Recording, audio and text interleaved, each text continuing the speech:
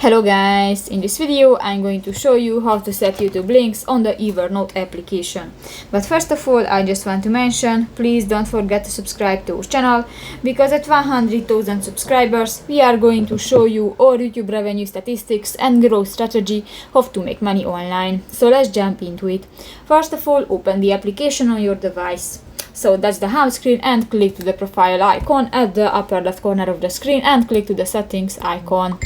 Here you can find the third option, the notes, and here you can find the links and attachments under the advanced editing, and you can find the last option, the YouTube links. Click that, and here you can find 5 options: the text, the title, the small preview, large preview, or the full width preview. And just select one. Actually, I use the small preview, but if you want to select another, just click that and that's it. So that's pretty much it for this video, guys. See you in the next one. Bye bye.